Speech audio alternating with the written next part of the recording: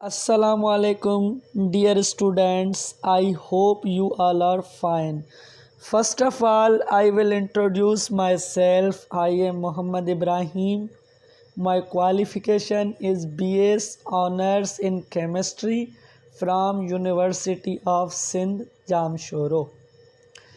तो स्टूडेंट्स हम class 9th की केमिस्ट्री स्टार्ट करने जा रहे हैं। आज उसका लेक्चर नंबर 1 और chapter number 1 fundamentals of chemistry है। तो चलते हैं अपने वीडियो की तरफ। जो हमारा पहला टॉपिक है chemistry class 9 synth text book में से, वो है what is chemistry. Being a chemistry students या आप 9th क्लास के स्टूडेंट्स हैं, अगर कोई आपसे पूछे कि केमिस्ट्री क्या है तो मिनिमम आपको केमिस्ट्री की डेफिनेशन आनी चाहिए। तो आज वही मैं आपको केमिस्ट्री की डेफिनेशन डिफ़ाइन भी करूँगा और सिंपल वे में आपको ये भी बताऊंगा कि केमिस्ट्री क्या है। तो क्वेश्चन नंबर 1 है चैप्टर नंबर पहले का कि व्हाट इज़ केमिस्ट्री। केमिस्ट्री क्या है?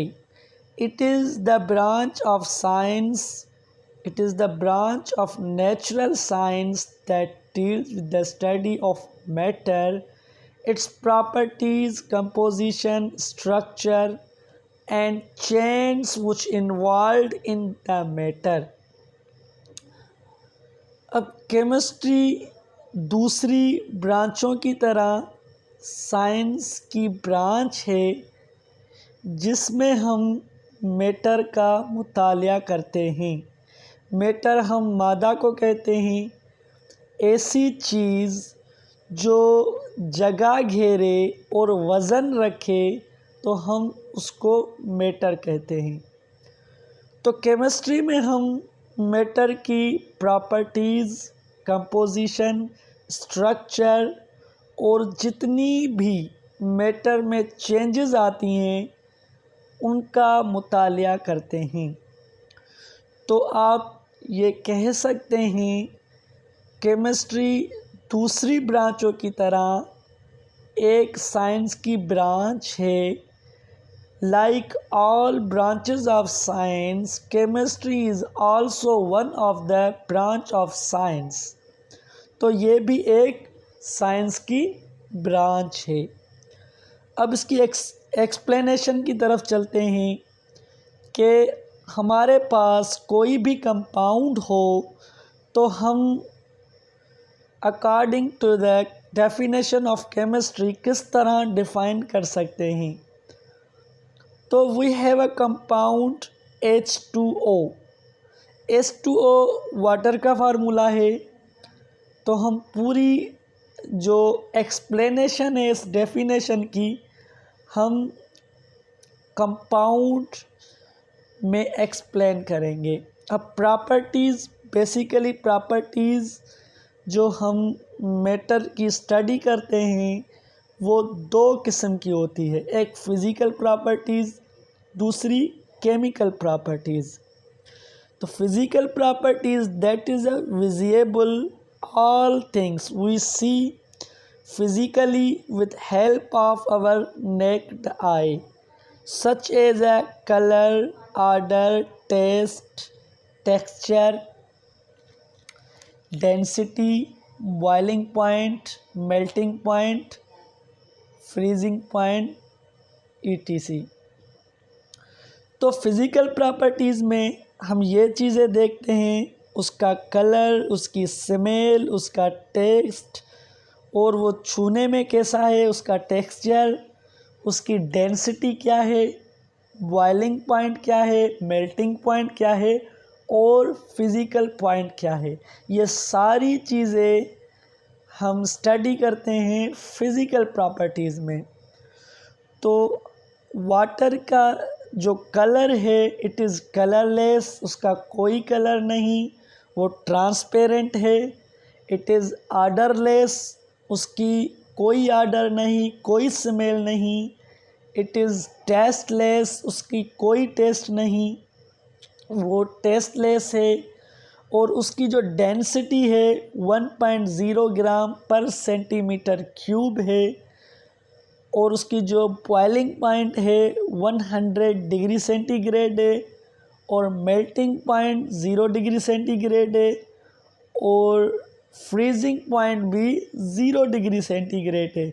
अब यहाँ पर हमारे जहन में एक क्वेश्चन राइज होता है कि वाटर की जो मेल्टिंग पॉइंट है वो भी 0 डिग्री सेंटीग्रेड है और फ्रीजिंग पॉइंट है वो भी 0 डिग्री सेंटीग्रेड है। तो इसका जो सिंपली आंसर है ये है एक्सट्रैक्शन ऑफ हीट और एडिशन ऑफ हीट। जब हम वाटर को फ्रिज में डालते हैं, फ्रीज करते हैं, तो हम उसकी जो हीट एनर्जी है वो एक्सट्रैक्ट करते हैं। तो वो कंपाउंड फ्रीज होना शुरू हो जाता है।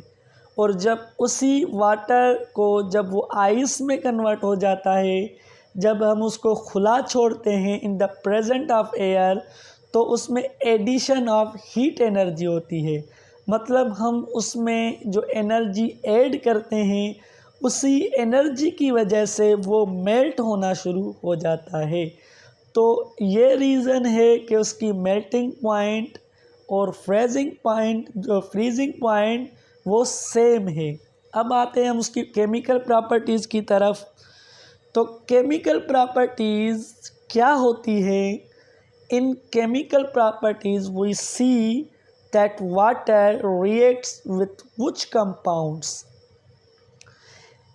यानी इसका मतलब ये है कि हम केमिकल प्रॉपर्टीज़ में ये देखते हैं कि जो हमारे पास कंपाउंड है, जैसे मसलन वाटर है हमारे पास, वो किन कंपाउंड से कैसे रिएक्ट करता है।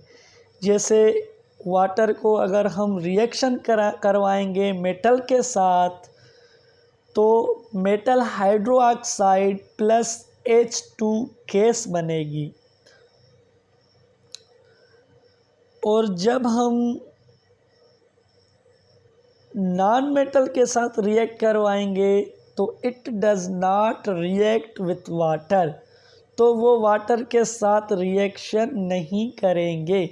लेकिन कुछ मेटल्स ऐसे हैं, but some conditional non metals might be dissolved like a halogen. तो कुछ ऐसे हैलोजन की तरह नॉन मेटल हैं, जैसे फ्लोरीन, क्लोरीन, ब्रोमीन और आयोडीन। वो वाटर के साथ रिएक्ट करते हैं लेकिन कंडीशनली।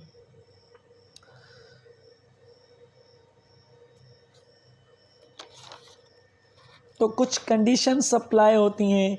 जैसे हम हेलोजन और वाटर का रिएक्शन करवाते हैं तो हमें प्रोडक्ट मिलती है हाइड्रोजन हेलाइड, प्लस जो बाय प्रोडक्ट होती है वो ऑक्सीजन की होती है।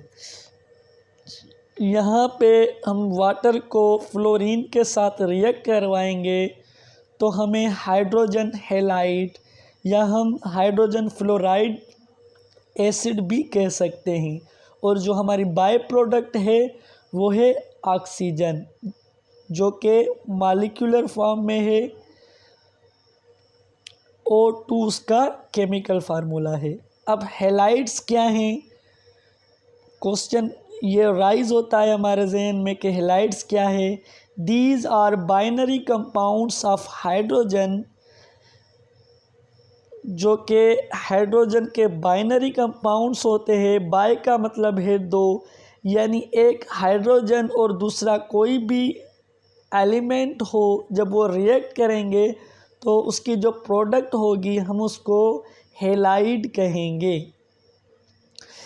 यहाँ पे हमने वाटर और क्लोरीन का रिएक्शन करवाया है, तो रिएक्शन में हमें जो प्रोडक्ट मिली है हाइड्रोक्लोरिक एसिड और हाइपोक्लोरिक एसिड।